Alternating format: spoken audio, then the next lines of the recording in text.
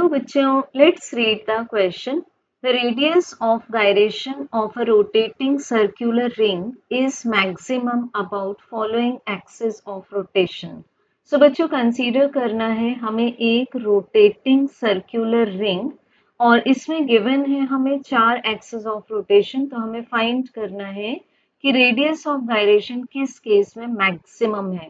तो इसके लिए पहले चेक करते हैं एक्सप्रेशन। इसके लिए हम देखते हैं moment of inertia I is the product of mass and square of the radius of gyration of the body.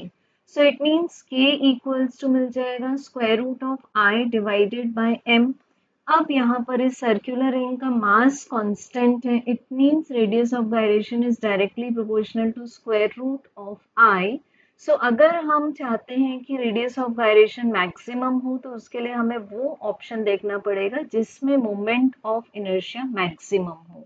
तो जब सबसे पहले फर्स्ट केस देखते हैं, केस नंबर ए, जिसमें कि रिंग के नेचुरल एक्सिस को कंसीडर करना है इस तरह से, तो यहाँ पर हमारे पास एक्सप्रेशन आता है IA is equal to mr square, जिसमें मान लेते हैं कि m मास है और r रेडियस है। देन बच्चों केस नंबर बी में हमें फाइंड करना है एक ऐसा एक्सिस जो कि रिंग के डायमीटर से कोइंसिडेंट हो, और अब हमें फाइंड करना है मोमेंट ऑफ इनर्शिया। तो केस नंबर बी में हम लेते हैं आई डाई इक्वल्स टू, यहाँ अप्लाई करते हैं परपेंडिकुलर एक्सिस थ्योरम।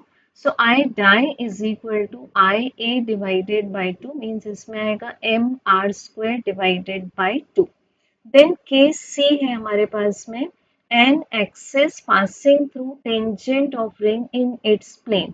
मतलब जो बी केस है उसी डायग्राम को हमें रीड्रॉ करना है। ये डायमीटर है और ये है हमारे पास में टेंजेंट इन द प्लेन और रिंग इस तरह से रोटेट होती है। तो यहाँ अप्लाई करेंगे हम पैरेलल एक्सिस थ्योरम। यहाँ देख सकते हैं हम दोनों एक्सिस के बीच का परपेंडिकुलर डिस्टेंस है r। सो हमें पैरेलल एक्सिस थ्योरम से मिल जाएगा I tangent in the plane is equal to I dia plus M H square. Values डाल देंगे। बी केस से आई डाई का आंसर है M R square by 2 plus case में एम आर स्क्वायर, सो ये आ जाएगा 3 बाई 2 एम आर स्क्वायर।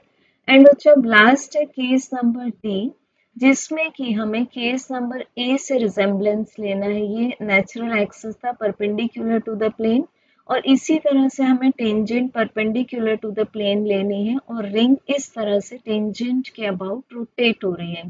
तो यहाँ पर भी हमारे पास H का आंसर है R। सो अब हम यूज करेंगे अगेन पैरेलल एक्सिस थ्योरम।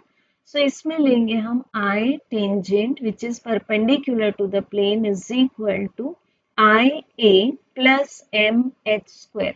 तो I A का आंसर है एम आर स्क्वायर और H की वैल्यू भी R है, तो प्लस हो जाएगा एम आर स्क्वायर।